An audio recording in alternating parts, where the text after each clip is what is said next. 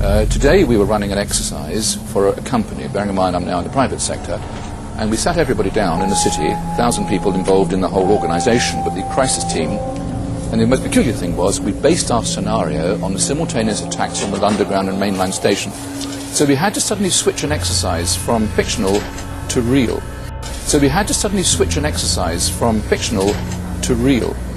Just to get this right, you were actually working today on an exercise that envisioned virtually this scenario. Almost precisely. And we chose a scenario with their assistance, which is based on a terrorist attack because they're very close to a property occupied by Jewish businessmen. They're in the city, and there are more American banks in the city than there are in the whole of New York.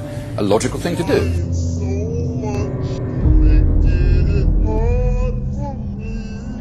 This is the United States Embassy in a country we shall call land. Psychological operations. This man is the expert on the subject. His name is Leo Hamilton, and he is a lieutenant colonel in the United States Army. Earlier today, he was designated the Psychological Operations Staff Officer Advisor. Soon, with the other officers on the advisory team, he will be flying to Hostland. In the area of psychological operations, PSYOP, Colonel Hamilton qualifies as a veteran with considerable field experience. Now he is building on that knowledge, supplementing it with specifics concerning Hostland, its geography, its economy, its governmental structure. Above all, he is concerned with its people, their way of life, their religion, their culture, their sense of national identity, or lack of it. He must know the people of Hostland, for their minds will be his primary objective.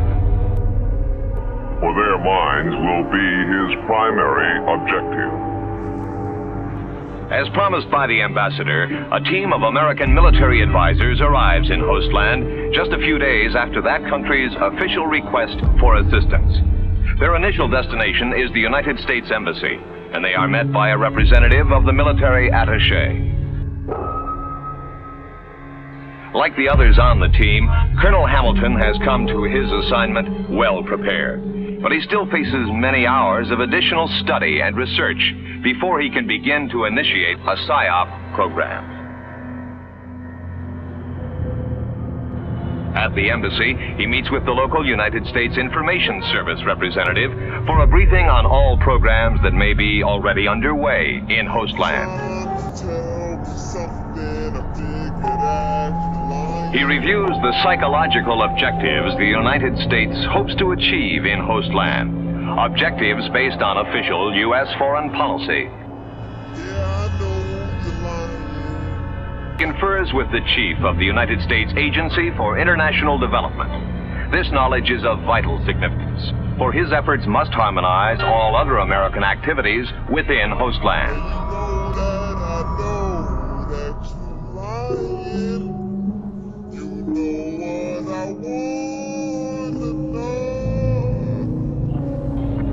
Writers and publishers.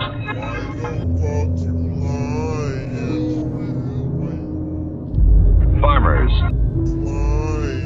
I don't even, I don't wear masks.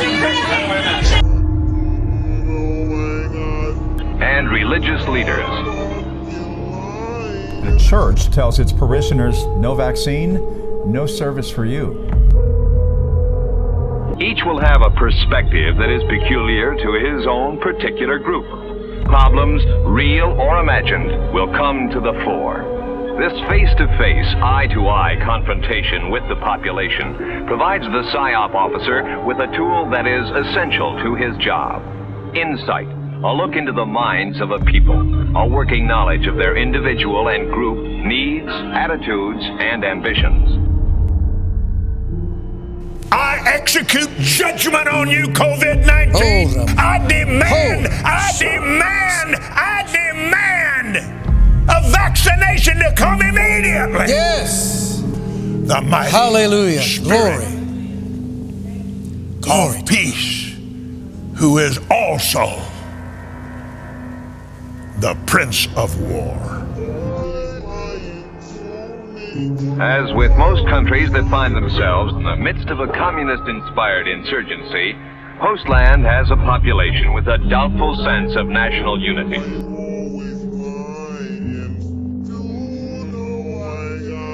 Hostland does have problems, economic, social, and emotional, and subversive insurgents are always aware of them, always ready to promise instant solutions for the price of revolution. I told you guys, get your popcorn, right? In the more urban areas, where there is less dissension and more of a sense of national integrity, subversives achieve only minor disturbances at best. But real grievances must not be ignored. Initial analysis indicates that the target audiences can be broken down into three basic groups: the subversives, the government supporters, and then the big group in the middle, the uncommitted civilians. Any PSYOP effort will have to encompass all three groups. Having mentally worked out, altered, rejected, and then finally accepted plans for the military psychological operations program, they now prepare to put them on paper as a formal proposal.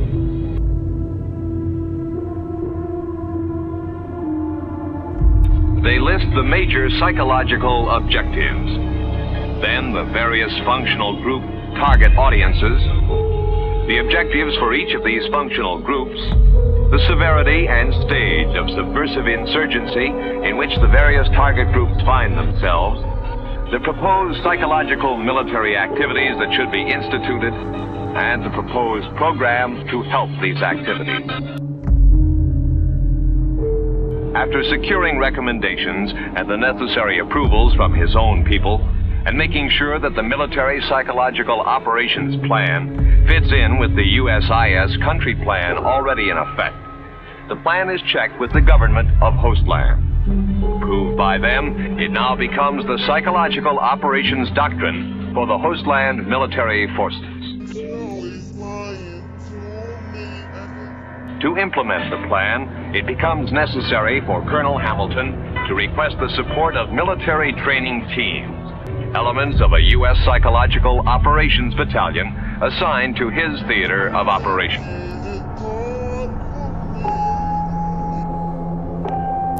Among the support elements needed are the light mobile printing team with its printing and editorial shelters.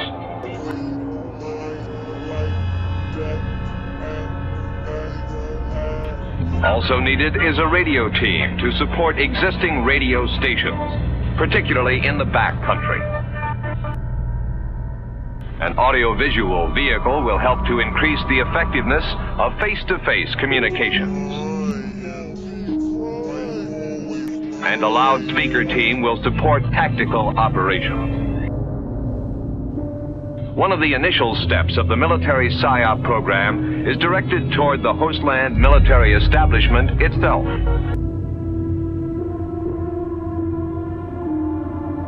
Since the military represents the government to the populace, their actions and attitudes can do much to create a favorable image of that government in the minds of the people. Hostland soldiers are provided with rules of conduct toward civilians and impressed with the importance of observing them. A soldier's attitude goes a long way toward implementing an effective military PSYOP program. Another portion of the PSYOP program, primarily directed toward the civilian population, is concerned with developing national unity. Once the people start to consider themselves as a national group, acceptance of their government tends to increase, thus making penetration by subversives much more difficult. The proper conduct of the individual soldier towards the people is a critical factor in creating this sense of national unity.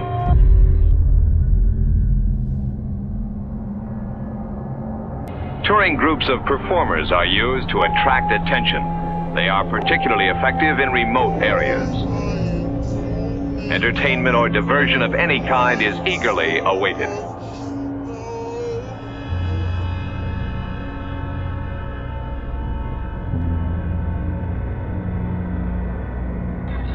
entertainment teams like this one attract crowds of people wherever they appear.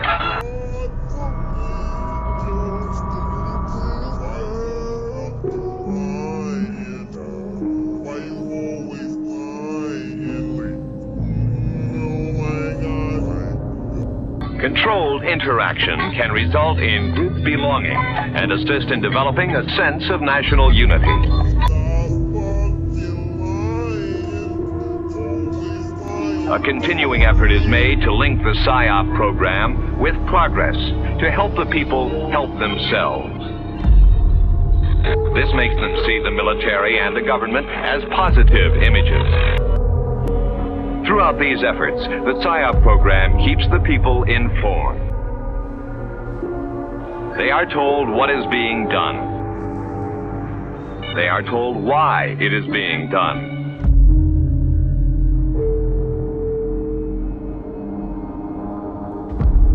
And they are told how it will benefit them. In areas where the insurgent is openly recruiting and receiving aid from the people, an internal security program takes the greatest PSYOP effort. That if it were not for the insurgents, these restrictions would not be necessary, and that when insurgent activities cease, restrictions will be removed. Medical attention for wounded civilians should be made available to the maximum extent possible. It must be made very obvious to the civilian that his welfare and safety are of great concern to his government, that they are, in fact, the major interest of his government. The complaints of civilians against soldiers are given full attention. Rules of conduct involving actions of soldiers toward civilians are rigidly enforced. The moment the citizen is convinced that his government is there to serve and protect him, he will begin to support and serve his government. The moment the citizen is convinced that his government is there to serve and protect him, he will begin to support and serve his government. With the PSYOP program underway, it becomes necessary to evaluate its effectiveness. Improvements and changes must be continually made based on the evaluations of current intelligence. You are looking at the most important man in the world. In America, he is called John Doe. Other countries have other names for him. He is the man without a face. Every man. The average citizen.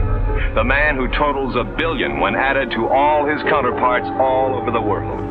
In the final analysis, he will decide the future of the world. Because his importance is clearly recognized by forces that seek world domination, his mind has become a target. Because his importance is clearly recognized by forces that seek world domination, his mind has become a target.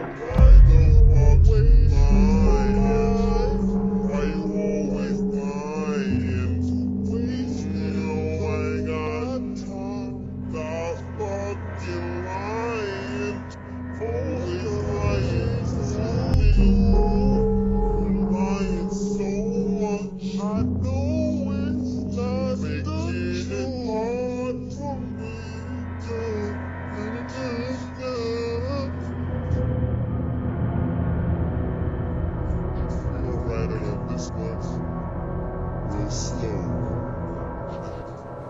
Let's keep on line. Yeah. Peace.